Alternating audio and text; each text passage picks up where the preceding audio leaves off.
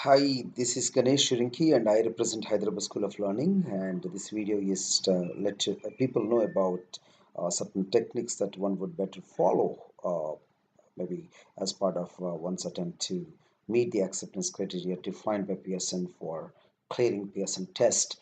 So in this video, I would like to let you know all, of course, not all, maybe a couple of techniques, and of course, as I said, there is another video about PTE score, HSL PTE scores, wherein we I've got plenty of many people, many of our test takers are secured 90 out of 90 scores. So you can watch it also, or you can go to our website. You can also see the scorecards of our test takers who have got 90 out of 90, and many of them actually secured all ATs.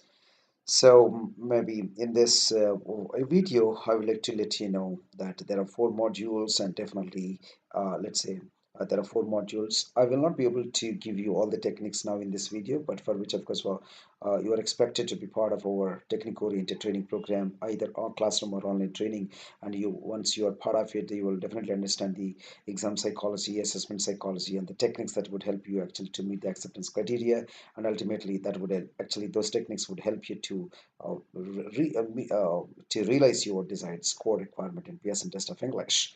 So let us start with speaking module, wherein of course you know that speaking module has got five questions. Among them, read aloud, images, and read a lecture will decide uh, your survival in the exam itself. And read aloud also sometimes could be a game changer. So today, maybe read aloud. What happens? You'll be given 35 seconds to view it and 35 seconds to present it. But do we really take 35 seconds to present it? Is a big question. So the technique that is part of our classroom or online our training, you would understand what is the technique that you would need to follow in order to get a full score within this question. And of course, once you get full score in read aloud question of speaking module in Pearson, and this is going to impact your scores in reading module also. For example, there's a text here, and you see how I'm going to present it, and maybe you can also check the time that I'm going to take. And if you take such that kind of a time, what kind of an indication goes to the tool, and what kind of a fluency indication goes to the tool. So all these techniques will be part of our training and help them in order to scale up in their attempt to realize their scores. For example, look at this. And this is called read aloud text, and I'll read this into the microphone. Look at it. And you can check the timer. Most human beings are awake during the day and sleep all night. Owls sleep the opposite way. Owls are nocturnal. This means that they sleep all day and stay awake at night. Because owls are nocturnal, this means they must eat at night. But finding food in the dark is difficult. To help them, they have special eyes and ears. Now you can check the time. Maybe I might have taken maybe around close to 15 seconds. So what about the rest of the time? Because you are given 35 seconds to present it. And if you are done within 15 seconds, is it an advantage or is it a disadvantage? You might wonder. And these details will be explained thoroughly, of course, question item wise as part of our classroom training. So once you are part of it, you'll understand the technique to reach the acceptance criteria of defined by Pearson. And in every question item, we'll explain all that. So, for example, as part of speaking, you also will see images question. Maybe today I will display one image. Now we are given 25 seconds, as you know, and we are supposed to present in 40 seconds. Suppose if you are given a diagram like this in 25 seconds, you have to keep talking, of course, like what the given diagram. And of course, in the 40 seconds, I will also deliver. Then I will let you know if you speak that way, what is going to be the impact for your score. And the images contribute a lot, of course. So in the first 25 seconds, you have to keep talking about the diagram. And now 40 seconds timer is going to start now. Then I'll start presenting this. The given diagram is a line graph, and the line graph talks about unemployment rates in US and Japan. And when I look at this diagram, I see that the x-axis is about time period, and the time period is given from March 1993 to March 1999. So this is could be for 6 to 7 years. And when I look at the y-axis, it talks about figures, and the figures are given in percentages, that is from 2% to 7.5%. Coming to unemployment rates in Japan, it was around 2.5% in the beginning, whereas at the end of the period, it was around 5%. So there was an increase in this 6 to 7 year period. Coming to unemployment rates in US, it was around 7% at the beginning, whereas at the end of the period, it was around 5%. So in this 6 to 7 year period, there was a decrease. See that. So you have understood that I spoke for 40 seconds without any, and you must have noticed the kind of fluency that I got. So in my classroom, you would get to understand how to actually cover 40 seconds time, and what needs to be covered, what broad aspects of a diagram need to be covered, and what needs to be mindful as part of your delivery. All those details would be thoroughly explained, and the technique that one would need to adopt in order to be successful in getting a full score in speaking, as you know, that is getting 90 in speaking is really important for getting because it has got multiple impacts on other modules. Particularly, speaking will impact your scores in speaking, reading, and also listening.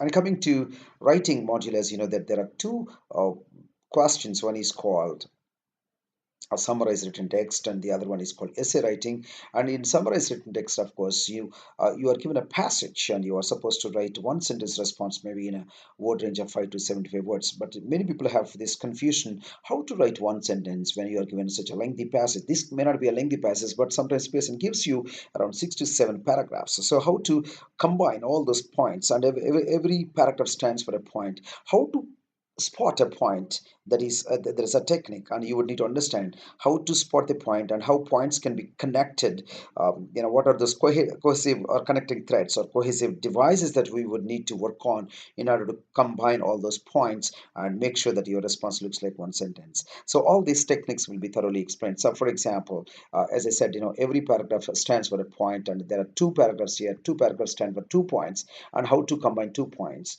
because the tool accepts only when your response looks like one sentence. But will your response should it be 20 words, 30 words, 40 words, 50 words, 70 words, and of course even that word count. What is the let's say maybe the more average word count that you would need to follow, and how to write or how to combine these points are actually thoroughly explained. Maybe imagine that one paragraph, not necessarily the paragraph that I had showed you now, but imagine that one paragraph has got a point like this: see animals respond to sound for performing a wide range of activities, wide range of activities in their day-to-day lives.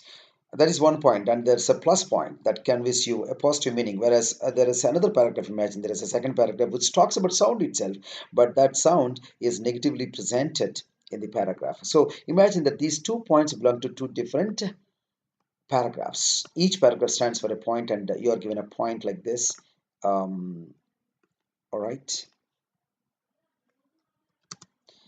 So this is a plus point and this is a minus point, but you cannot write two different sentences as part of your response for summarized written text, because the expectation of this question is you are supposed to write one sentence response. And how to write one sentence response, or how to combine these two sentences into one so that the tool accepts, that's what actually you would need to worry about. So when one point is plus and the other point is minus, you would need to connect them to a cohesive device called connector, or a disconnector maybe. So here we use a disconnector like this, maybe, and you will pull this up, and of course like this. And in this, now you will see that this is now both these two sentences became one, and the response looks like one sentence because of a cohesive device called however.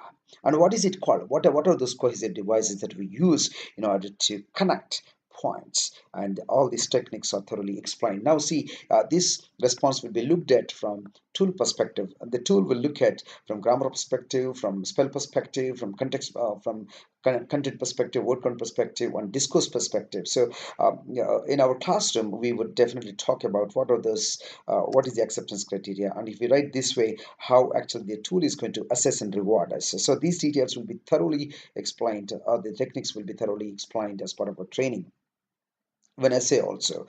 So acceptance criteria, and then reading of course is one of the areas that you would need to do it in a stipulated time frame, and of course one of the questions that you would need to. So there is something called reorder paragraph, and many people struggle in this area because you would need to, and all these 5 sentences on the left hand side belong to one paragraph, and you would need to and of course all these 5 sentences are jumbled, and you would need to bring from the left side to, you need to drag of course from the left side to the right side. So from the source side to the target side, if you feel that the third sentence has to be the first sentence of a paragraph, you have to drag it onto the right hand side, and you would need to place it. So, and if the two sentences are, how marking happens is a big confusion among many people. Unless a trainer works on the test psychology and assessment psychology, it's not easy to come up with the strategies. As I said, I have been working on as an October 2017. Of course, if you ask me, I have out of my 24 years of training experience, I have put up more than around 5 years of experience exclusively into Pearson test of English. You can imagine the kind of research that I have done in understanding the test psychology and also coming up with the strategies in meeting the acceptance criteria defined by Pearson. And among these five sentences, on what basis do you consider that one sentence has to be on the top? So this is called general to specific. That is a technique that you would need to understand. Maybe elimination technique, particularly NERB technique, we call it. NERB, N-I-R-B, is a technique that is used in order to eliminate four sentences so that you get one sentence that is called general. And the rest of the sentences, of course, are sequenced via a technical general to specific, maybe that is based on a relationship. And we use a technique called Rosebud. So all these techniques are thoroughly explained in order to understand, the sequencing of sentences one after the other. And similarly, of course, you also have something called, fill in the blanks, wherein you have a list of, you have blanks in a paragraph, you have options, but you actually find more options in a few blanks, and which means some options are irrelevant. On what basis would you eliminate some options? On what basis will you select? And there is a technique, and of course, you would need to, for example, maybe you read the first para. An academic discipline is a branch of knowledge. It incorporates expertise, people, projects, communities, challenges, studies, and you have a blank too, and research areas that are strongly associated with a given academic discipline. So, in the blank number two, maybe when you look at the options, maybe you're confused why. Inquiry should come as an answer choice, but why inquiry should come an answer choice? So you will need to understand a technique here. Actually, how to read a paragraph also is important, and what do you need to consider while you read a paragraph? How to read a paragraph? There is a technique. How to eliminate options and how to select options.